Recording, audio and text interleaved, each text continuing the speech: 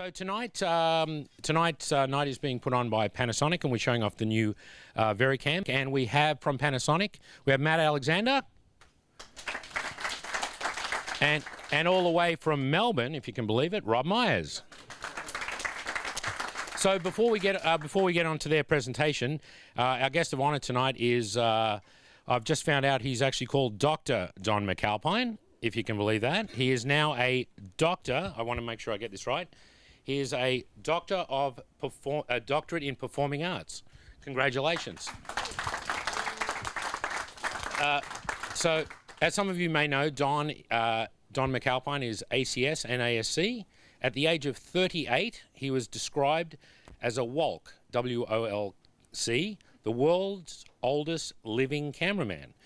And that title was given to him by Bruce Beresford. So he's still, I think you're a little bit older than 38 now. He was originally a physical education teacher who joined the ABC in 1956.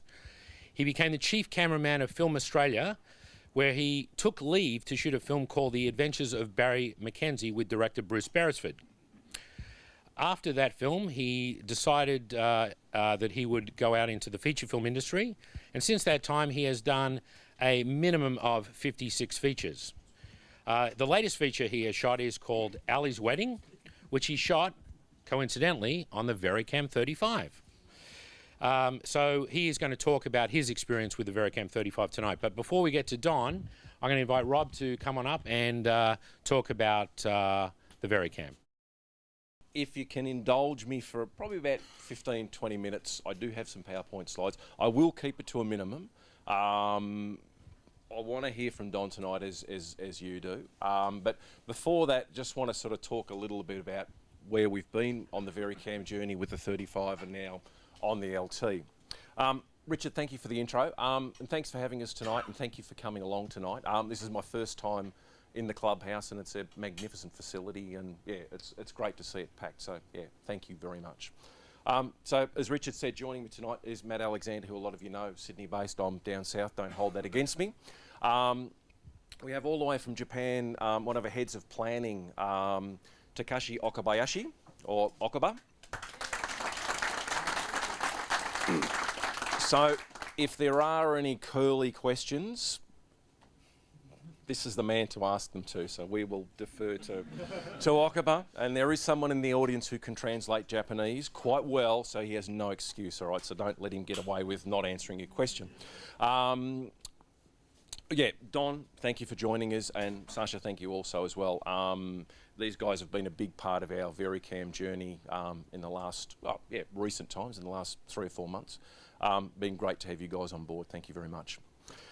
So just to talk a little about where we've sort of been in the last sort of year and a bit. A year and 4 months ago, we released the Varicam 35. And as Panasonic have done for a long time, we've always started at the top, and we did it with M2, we did it with DVC Pro days, and we did it with P2. We've always sort of gone for the top end of the market first, and we've done that especially with the Varicam 35. The guys in the factory have created this incredibly unique, award-winning, really, really special sensor that right now no one can touch us on a number of aspects of this sensor, and that's obviously at the heart of the Varicam 35. That's what's got us a lot of critical acclaim. Yes, we were really late to the market, and for that I sincerely apologise. It's a real shame because about 12, 13 years ago we pioneered the move in the electronic world to the film world with the original tape-based Varicam. And I know there's a couple of people here tonight who sort of shot on the old F27. And that was 12 years ago. We started that, and then we had a long time in the wilderness, which we apologise for. A lot of the reason I think we held back is we wanted to do something different. We didn't necessarily want to do something better than the other guys, but with the benefit of 3 or 4 years of seeing what everyone else did, we thought, yeah, we can do things a little bit differently, just think outside the box a little bit. And a lot of that involved discussions with existing users, with old Varicam users. And more than ever, the factory really listened to what everyone wanted, and that's sort of where this was born. And the 35 is really designed to attack the high-end cinema market. That's where it was pitched at. And I said, yes, we were late in the market, but we think we've got a pretty good offering. In a little over a year, we've done a lot of projects around the world. One of the most sort of, I guess one of the game changers for us was Orange is the New Black. And some of you probably know Netflix have got this sort of hang up about 4K and not really wanting to get into the debate about the rights and wrongs of that debate tonight. But it opened a lot of producers and a lot of DOPs' eyes to the Varicam because they were forced, some say unnecessarily, away from what they were shooting on to look at a 4K camera. And a lot of those people who were forced to move away from what they were quite happy shooting with, fortunately ended up on the Varicam. And a lot of those guys were quite happy with what they were shooting on, but they found something that they were happier shooting on. So that really played into our hands nicely. And I said, I don't want to debate the rights and wrongs of what they're trying to dictate and what they're trying to tell us to do. But I thank them for doing it nevertheless. Locally, we've been involved in some pretty good projects. Colour of Eden actually was something we did with some guys at IndieMax in Melbourne, and that was actually the first Varicam 35 production in the world to go to air on television, on Channel 7. So we've had a couple of firsts. Our friends at the ABC have been big P2 supporters for a long time, and they've taken delivery of 4 of the 35s. So that your kids are watching some pretty high-end work on Play School, and Gardening Australia, my God, that looks good in 4K. It just wouldn't, what's his name? Christo's beard wouldn't pop. It's fantastic. So yeah, we've been involved in a lot of projects. In the space of the last probably 6 months, we've really pushed the updates on the Varicam 35. So we're now at a stage on the 35 where we've delivered the full feature set and a whole lot more. Sorry, I'm in your way. Cool. Yeah, we've delivered the full feature set of functions that we promised in the early days, and a lot more sort of user requests that came in along the way. And the upgrades will continue for this. In no means does the LT take over from the 35. The 35 is still the granddaddy that will still sell. Actually, since we've released the LT, the interest in that, there's been a resurgence in people looking at that for a second time. It does have advantages over that. They're different cameras. They're for different purposes and things like that. And they also marry quite nicely as an A and a B. Brings us along to the Varicam LT, which is next to Matt there. A lot of what's gone into the LT is, again, voice of the customer, user feedback. What did you like about that? What didn't you like about that? What can we do differently? As I said, we wanted to attack the high end. We wanted to start at that high end mark because we had this amazing sensor, so we thought it deserves all the bells and whistles that go along with that. And then, yeah, people wanted something smaller, whether it be for rigs, movies, flying it, steady cams, just something that you could put on your shoulder for more than 5 minutes. So we're at about a third less length. We're at almost half the weight. We consume probably about 40 or 50% less power on the LT. So there's an awful lot of pluses that give it a lot more mobility and suit it more to a single operator operation rather than a crew type operation with the 35. The LT inherits the exact same block, colour science, colour processing. So if you're shooting in the same frame rates and the same colour space on the 2 cameras, the images are absolutely identical. So there's no compromise in your image quality between the 35 and the LT. They are the same camera. There's no difference between them. There's a few differences. Yeah, there's a few differences on outputs and things like that. There's a couple of codecs that you get in there that you don't get in there. So there's some good points and there's some cross points and some things missing from both of them. So same pictures. As I said, more designed for a single operator rather than a crew. And the thing we're most excited about, and is probably given us the most sort of feedback and interest, is you've listened to us and you've given it an EF mount. So the camera ships with an EF mount, and then you buy a user interchangeable PL option. So with a couple of Allen keys, you take off the EF mount and put the PL mount on. It's as simple as that, and that's something you guys can do in the field. It's like I said, it's a usable, interchangeable adjustment. So I said the same sensor. The Hollywood Post Alliance late last year, which is the sort of one of the high-end bodies in LA, or in California, awarded the sensor with one of their prestigious awards, and that's quite a big thing from those guys.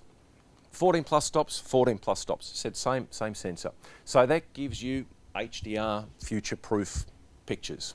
So whatever you've shot on here 12, 14 months ago, if you've shot it in log, you've shot it at 14 plus stops, you've shot it at 12-bit, you're future-proof, and that's the same with the LT.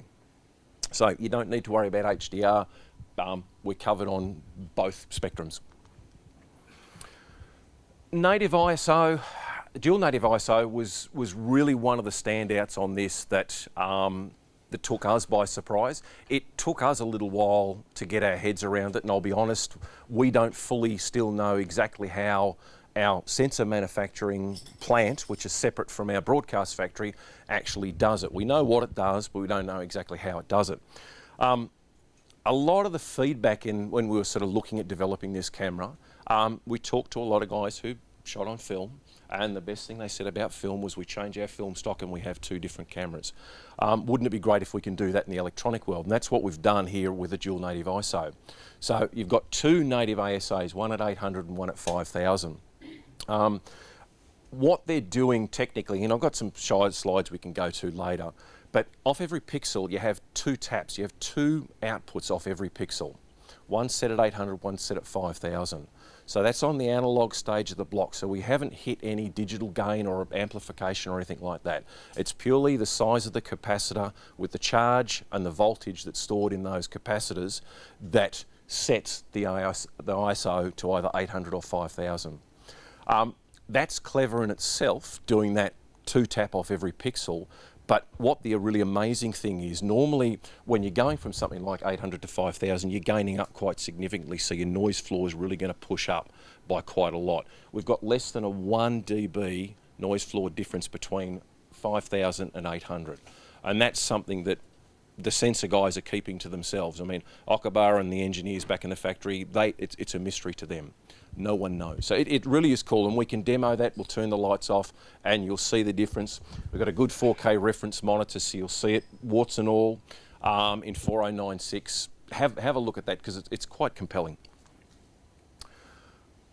Talked about the PL mount option.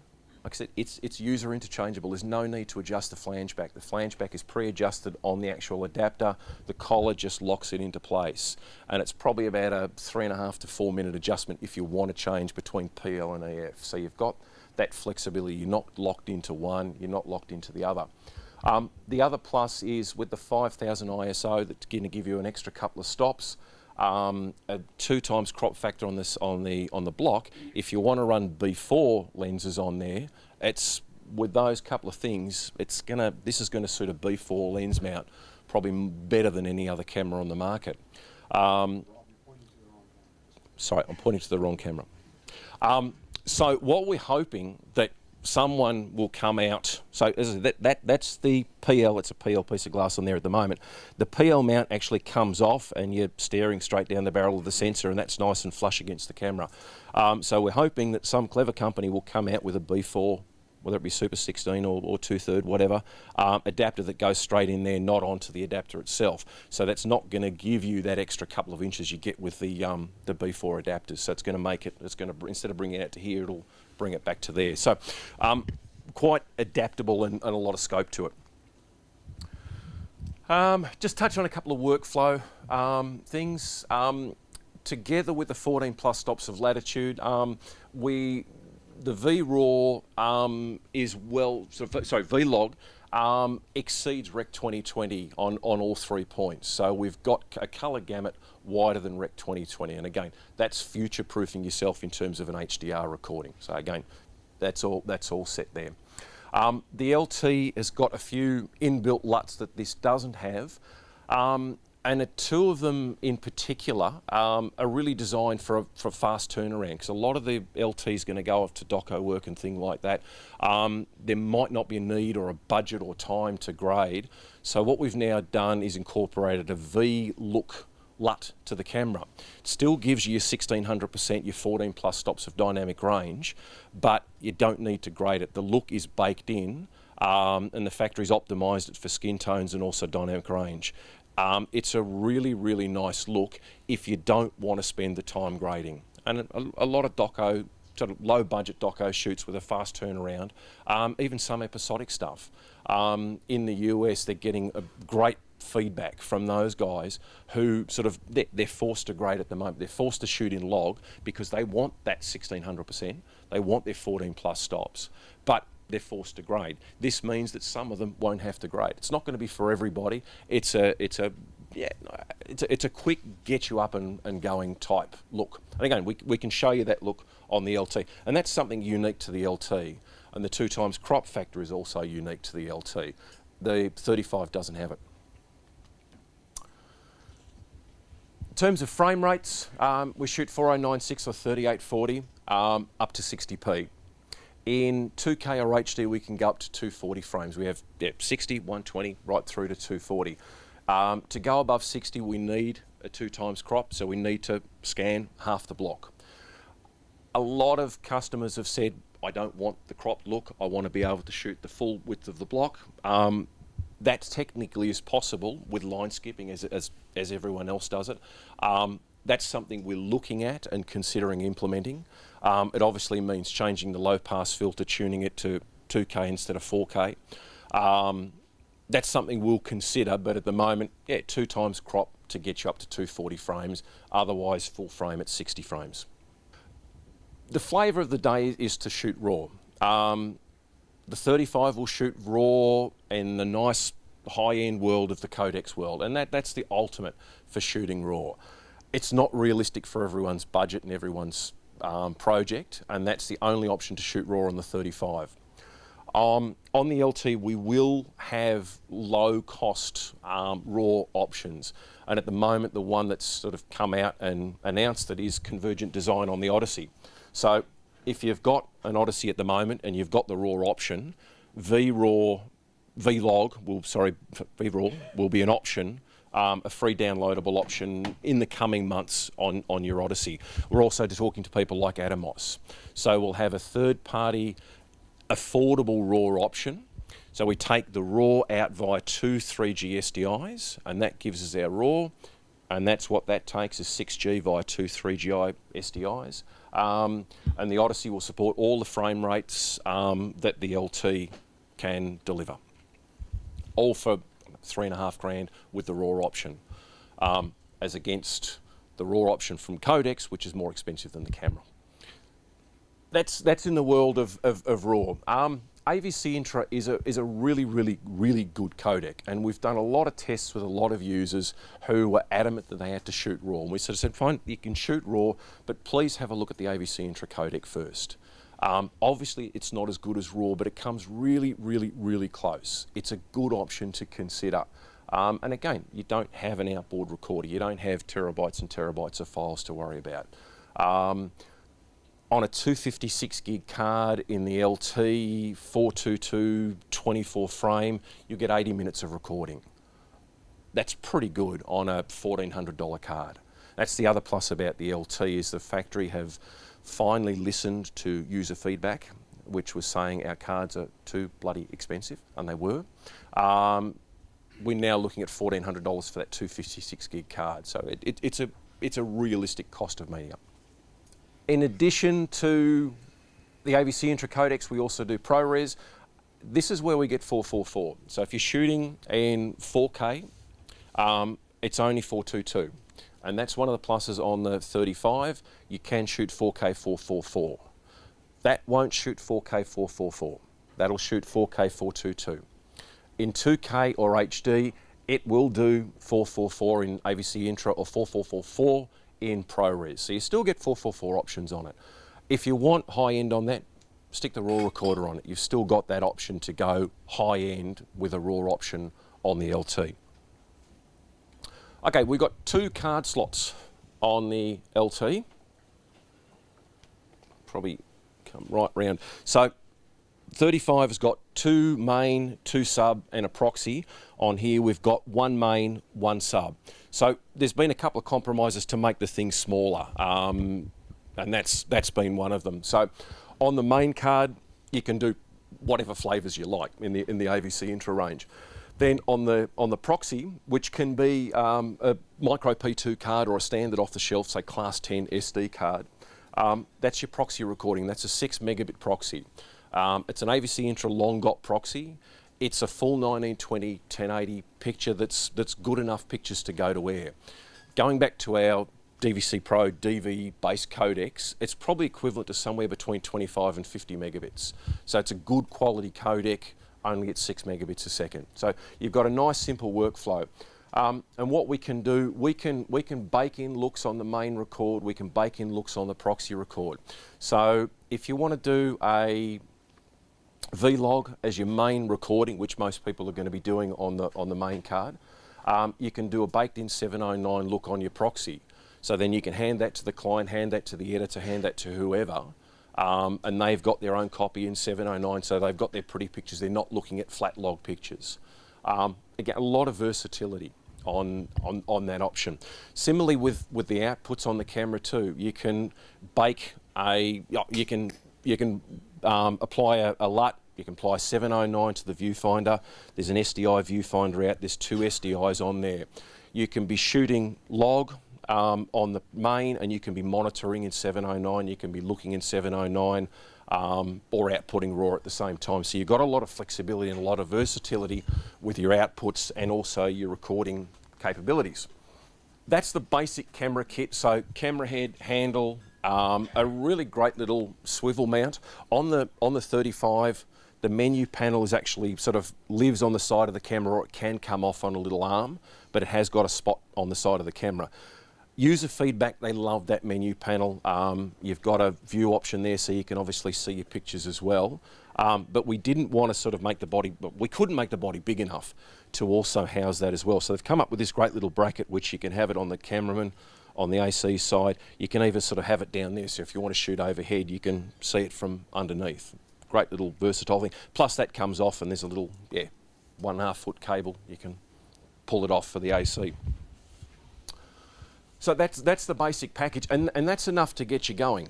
If you've got a small HD or an Alphatron or a Zacuto Graticule viewfinder, whatever, Blackmagic even, the viewfinder out's just a standard SDI, and there's a little 4-pin Hirosi which delivers 12 volts to power your viewfinder if you wish. On the 35, it's a not proprietary, it's a Hirosi connector. You can't use a third-party viewfinder on it. So you don't have to buy our viewfinder. If you do, it's one of the best OLED viewfinders on the market. It's magnificent. But if you want an affordable option, there are others on the market. You're not locked into ours. Same with the shoulder pad, same with the grip. Obviously microphones, batteries and lenses and things like that. If you just want to start off in that package, you can. And as an introductory special, that's going for about $23,000 plus GST at the moment. That's right, about 23. If you do want to build it up, Mike's the PL adapter, the arm, the shoulder plate, the viewfinder. You're probably looking, actually excluding the PL adapter, you're looking a little over $30,000, gets you the viewfinder, the plate, and the grip. That gets you up and running.